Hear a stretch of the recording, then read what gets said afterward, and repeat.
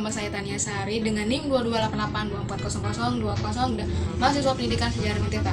Pada kesempatan kali ini saya akan mereview buku The Social World of Batavia, Europeans and Eurasian in Colonial Indonesia karya Jean Jaman Taylor, khususnya pada bab 2 dan bab 3. Buku ini mengupas bagaimana Batavia atau yang sekarang kita kenal sebagai Jakarta berkembang menjadi pusat masyarakat kolonial yang unik pada masa VOC. Di bab 2 yang berjudul Growth of the Settlement Society menjelaskan bahwa tumbuhnya masyarakat pemukiman di Batavia.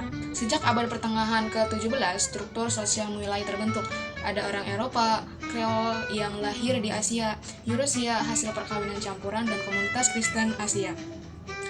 Ya, kekayaan hanya bisa diraih lewat jabatan tinggi di VOC, karena perdagangan bebas itu dilarang.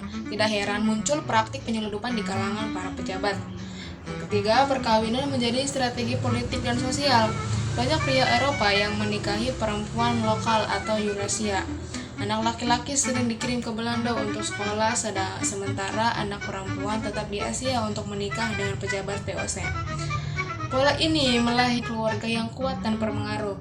Batavia pun berubah dari sekadar pusat perdagangan menjadi sebuah masyarakat permanen. Lanjut ke bab 3 yang berjudul The Web of Colonial Society. Masuk ke bab 3, kita melihat gambaran Batavia pada abad ke-18. Kota ini digambarkan indah dengan kanal, villa, dan gedung yang megah. Tetapi di balik itu, Batavia dikenal sebagai kota yang tidak sehat, penuh penyakit tropis seperti malaria. Karena itu, banyak orang yang kaya pindah ke Bogor. Budaya Eurasia semakin kuat, bahasa sehari-hari campuran Melayu, Portugis, dan Belanda. Makanan, pakaian, serta perkawinan dalam memperlihatkan pengaruh Asia.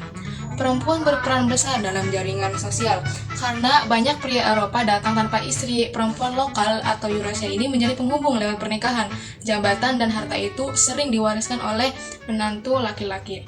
Selain itu, perbudakan adalah fondasi rumah tangga kolonial. Hampir setiap keluarga memiliki budak, tidak hanya bekerja, tetapi juga membentuk budaya sehari-hari kolonial Batavia.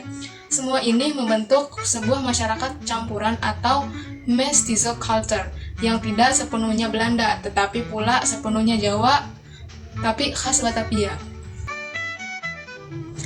Nah, dari dua bab tadi, kita melihat bahwa Batavia berkembang bukan hanya sekadar pusat dagang VOC, tetapi menjadi sebuah laboratorium sosial. Identitas baru terbentuk melalui perkawinan campur, perbudakan, dan perpaduan budaya.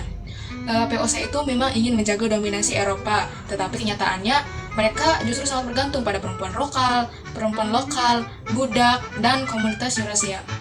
Dengan kata lain, kolonialisme ini tidak hanya menghasilkan eksploitasi saja, tetapi juga menciptakan budaya baru yang kompleks dan penuh kontradiksi. Sebagai seorang yang belajar mengenai sejarah, saya merasa belajar mengenai Batavia itu tidak hanya dari sudut pandang VOC saja. Sebagai kekuatan ekonomi, kita juga harus melihat peran manusia biasa seperti budak, perempuan, dan anak-anak Eurasia yang ikut membentuk wajah Batavia. Kita juga menyadari bahwa jejak warisan kolonial itu masih sangat terasa sampai sekarang di Jakarta, baik dari segi arsitektur, bahasa, maupun pola sosial. Ini membuat saya berpikir bahwa sejarah bukan hanya sekadar putih dan hitam, melainkan penuh nuansa yang membentuk identitas kita hari ini.